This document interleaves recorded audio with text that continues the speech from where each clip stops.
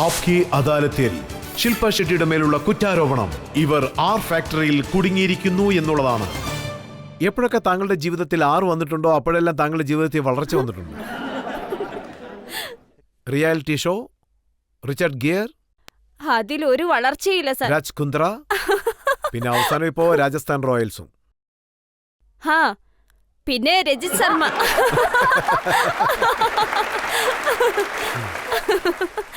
താങ്കൾ ചിരിക്കാറില്ലേ Rajith sir? First ടൈമാണ് നിങ്ങൾ ചിരിക്കുന്നത് കാണുന്നത്. ഇപ്പോഴൊക്കെ താങ്കൾ രാമായണം വായിക്കുന്നതായിട്ട് ഞാനൊന്ന് അറിഞ്ഞു. അത് എന്നെ പറ്റി വളരെയധികം റിസർച്ച് ചെയ്തെന്ന് തോന്നുന്നല്ലോ. ആ, നന്നായിട്ട് റിസർച്ച് ചെയ്യുന്നുണ്ട്. ഇക്കാര്യം സത്യമല്ലേ? ബാബ രാംദേവിനെ പോലെ താങ്കളും ഒരു യോഗ ഗുരുവായി മാറാൻ ശ്രമിക്കുകയാണെന്ന്. ഇല്ല, ഞാൻ അതിന് ശ്രമിച്ചിട്ടൊന്നുമില്ല. ഞാൻ ട്രാവൽ ചെയ്യുമ്പോൾ എനിക്ക് ഒരുമാതിരി ഉണ്ടായിരുന്നു, അതുകൊണ്ട്. പിന്നെ എത്ര യോഗ ബുക്സ് DVDs ഒക്കെ ഉണ്ടായിരുന്നോ അബ്രോഡില്, they are all done by foreigners. ഞാൻ വിചാരിച്ചു ജനങ്ങളോട് പറയാൻ ഇതാണ് നല്ലൊരു മാർഗമെന്ന്. ഇത് നമ്മുടെ രാജ്യത്തിന് കിട്ടിയ നല്ലൊരു അവസരമാണെന്നും അതിന് നല്ലൊരു വാല്യൂ ഉണ്ടാകും. അതാണ് ഞാൻ ചെയ്തത്. അതെല്ലാം കണ്ടതിന് ശേഷമാണ് കരൺ ജോഹർ താങ്കളെ കുറിച്ച് പറഞ്ഞത് Shilpa is the best body of the country. Thank you. പക്ഷെ ഞാൻ ഈ കാര്യം താങ്കളെ തീർച്ചയായിട്ടും കാണിക്കണം. തുടക്കത്തിൽ താങ്കൾ എങ്ങനെ ഉണ്ടായിരുന്നു, അയ്യോ വേണ്ട സർ, പ്ലീസ് ഈ ഒരു കാര്യം മാത്രം ചെയ്യരുത്. ജസ്റ്റ് 2-3 ഫോട്ടോ മാത്രമേ ഉള്ളൂ. ജനങ്ങൾ അത് കാണാൻ ആഗ്രഹിക്കുന്നുണ്ട്. അവരും കാണട്ടെ ശില്പ ഷെട്ടി എങ്ങനെ ഉണ്ടായിരുന്നു, ഇപ്പൊ ഹാർഡ് വർക്ക് ചെയ്ത് എങ്ങനെ മാറി എന്നുള്ളത്. ഓ ഗോഡ്.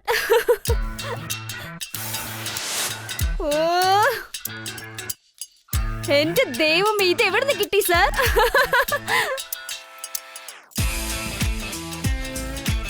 എന്റെ 13 വയസ്സിലുള്ളത്. ഈ ഫോട്ടോസെല്ലാം നെറ്റിന്ന് കിട്ടിയതല്ലേ? എന്റെ ശത്രുക്കളാരോ ഇട്ടതാണ്. താങ്കളുടെ ശത്രുക്കളാണ് എന്നെ സഹായിച്ചിരിക്കുന്നത്. ആ, താങ്ക്സ്. ഞാനപ്പോൾ ആ സമയത്ത് വോളിബോൾ പ്ലെയർ ആയിരുന്നു. താങ്കൾ ശ്രദ്ധിച്ചാണു. അതിൽ ഞാൻ കുറച്ച് വിഷമിച്ചാണ് ഇരിക്കുന്നത്. പക്ഷെ ജനങ്ങൾ തീർച്ചയായിട്ടും ഇത് മനസ്സിലാക്കാൻ ആഗ്രഹിക്കും. അതായത് താങ്കൾ എങ്ങനെയാണ് ഈ ഫേസും ശരീരവും ഈ രീതിയിലേക്ക് മാറ്റിയെന്നുള്ള കാര്യം. അത് ഒന്നുമില്ല. ഇല്ലില്ല, അതെനിക്ക് കിട്ടിയത് വളരെയധികം പരിശ്രമത്തിൽ നിന്നും എക്സ്പീരിയൻസിൽ നിന്നുമാണ്. More than body. ചോദിച്ചു കാണുമല്ലോ എന്താണ് താങ്കൾ കഴിക്കുന്നതെന്ന്. ഞാനും അപ്പോ സാധാരണ ഒരു പെൺകുട്ടിയായിരുന്നു.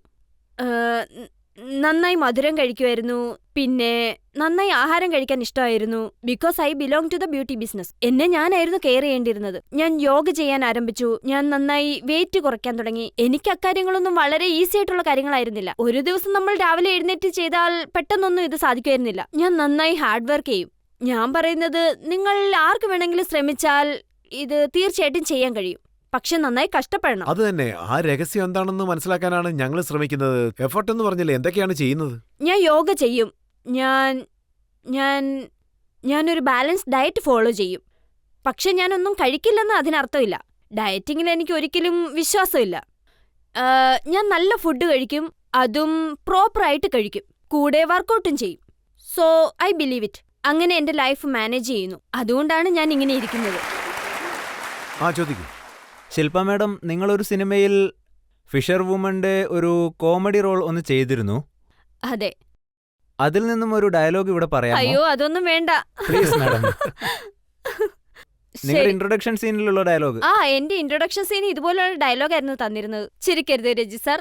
ആക്ച്വലി താങ്കൾ ചിരിച്ചാൽ വളരെ മനോഹരമായിരിക്കും.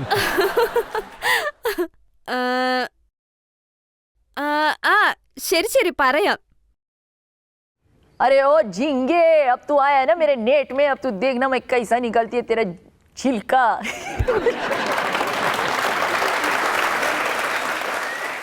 മാം, എന്റെ ക്വസ്റ്റ്യൻ ഇതാണ്. ജീവിതത്തിൽ നിങ്ങൾ ഡിഫറൻ്റ് ആയിട്ടുള്ള റോളുകൾ ചെയ്തിട്ടുണ്ട്.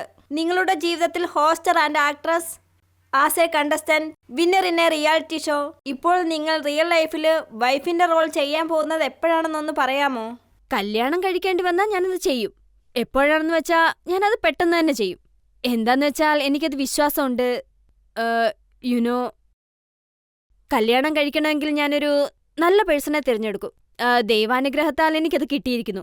എനിക്ക് കുട്ടികളെ ആവശ്യമുണ്ട്. നമ്മൾ എന്തെങ്കിലും കാര്യത്തിന്റെ പുറകെ ഇങ്ങനെ ഓടിക്കൊണ്ടിരിക്കരുത്. പെട്ടെന്ന് ആലോചിച്ച് തീരുമാനിക്കണം. ഞാൻ പെട്ടെന്ന് തന്നെ തീരുമാനം എടുക്കും. പക്ഷെ മീഡിയയിലെല്ലാം പറയുന്നു ഞാൻ ഒക്ടോബറിൽ കല്യാണം കഴിക്കാൻ പോകുന്നു. ഞാനിതുവരെ പുറത്തു പറഞ്ഞിട്ടില്ല കേട്ടോ. മീഡിയയിൽ ഞാൻ ഈ കാര്യവും വായിച്ചിരുന്നു. അതായത് താങ്കൾ ലണ്ടനിലേക്ക് പോകാൻ ആഗ്രഹിക്കുന്നു, അവിടെ ഒരു വലിയ വീട് താങ്കൾക്കുണ്ടെന്ന്. അപ്പൊ അത്രയും വലിയ വീടാണെങ്കിൽ അത്രയ്ക്ക് കുട്ടികളും ഉണ്ടായിരിക്കണമല്ലോ. എന്താന്ന് വെച്ചാൽ മീഡിയക്കാർ പറയുന്നതും ഞാൻ പറയുന്നതും കൂടെ മിക്സ് ആയിട്ട് വേറെ രീതിയിലാണ് ജനങ്ങളുടെ അടുത്ത് എത്തുന്നത്. സോ എനിക്ക് എവിടെ നിന്ന് സ്റ്റാർട്ട് ചെയ്യണമെന്നറിയില്ല. എനിക്ക് ലണ്ടനിൽ വീടുണ്ട്, പക്ഷേ മുംബൈയിൽ എനിക്കുള്ളത് ആദ്യത്തെ വീടാണ്. രാജ് ലണ്ടനിലാണ്. സോ അദ്ദേഹത്തിന്റെ ഫസ്റ്റ് വീട് അതാണ്. സോ ഞങ്ങൾ അവിടെ ഇവിടെയായിട്ട് താമസിച്ചുകൊണ്ടിരിക്കുന്നു. ഇത് വളരെ നല്ല കാര്യമാണ്. We have best of both worlds. പക്ഷേ ബോംബെ എനിക്ക് ഫസ്റ്റ് വീടായിരിക്കും. ഒരിക്കലും ഞാൻ ബോംബെ വിട്ടു പോകാറുമില്ല, എന്തിനു വേണ്ടിയിട്ടായാലും ആർക്ക് വേണ്ടിയിട്ടായാലും. പിന്നെ താങ്കൾ ഈ സ്റ്റേറ്റ്മെന്റ് നൽകിയിരിക്കുകയാണ്, I am dying to have 2 children of course I am dying. and want many children. എനിക്ക് നിറയെ വേണ്ട, കുറച്ചിരുന്നാ മതി. എനിക്ക് ആവശ്യമുള്ള കുട്ടികളെ ദൈവം എനിക്ക് വേണ്ടി തരും. ആദ്യം ഞാനൊന്ന് കല്യാണം കഴിക്കട്ടെ. ഇപ്പോഴേ മനക്കോട്ട കെട്ടണ്ടല്ലോ. പ്രത്യേകിച്ചും മീഡിയക്കാരാണെങ്കിൽ നമ്മുടെ ജോലി പകുതിയാക്കി തരുന്നുണ്ട്. എനിക്ക് എന്ത് പറയണമെന്നറിയില്ല. I would love to have children. And ദൈവം എനിക്ക് തരുന്നത് ഞാൻ 2 കൈ നീട്ടി സ്വീകരിക്കും സർ. അതുപോലെ ഞാൻ മറ്റൊരു കാര്യം കൂടി വായിച്ചിരുന്നു, താങ്കൾക്ക് കാലസർപ്പദോഷം ഉള്ളതുകൊണ്ടാണ് കല്യാണം നടക്കാതിരിക്കുന്നത്. ഇതെന്താ ഇത്? പിന്നെ ആ ദോഷത്തിൽ നിന്ന് രക്ഷപ്പെടാൻ വേണ്ടിയാണ് താങ്കൾ നാഗരാജാവിന്റെ അമ്പലങ്ങളിൽ പോകുന്നതെന്ന്. ദാ നോക്ക്, ഞാനിതൊന്നും എക്സ്പ്ലെയിൻ ചെയ്യാൻ പോലും ഇഷ്ടപ്പെടുന്നില്ല. മീഡിയക്കാർക്ക് ഐ തിങ്ക് മീഡിയക്കാർക്ക് വേറൊരു ജോലിയില്ലെന്നാ തോന്നുന്നു. ദിവസം എന്തെങ്കിലും ന്യൂസുമായിട്ട് വരും. താങ്കൾ ഏതെങ്കിലും അമ്പലത്തിൽ പോകുന്നത് കണ്ടു കാണും, അതുകൊണ്ടായിരിക്കും. ഞാൻ ദൈവത്തെ വിശ്വസിക്കുന്നുണ്ട്. ഇന്ന് ഞാൻ ഈ നിലയിൽ നിൽക്കുന്നതിന് കാരണം ദൈവമാണ്. ഞാൻ ഈ നിലയിലെത്താൻ കാരണക്കാരായത് ദൈവവും ഓഡിയൻസുമാണ്. സോ അത്രേ ഉള്ളൂ.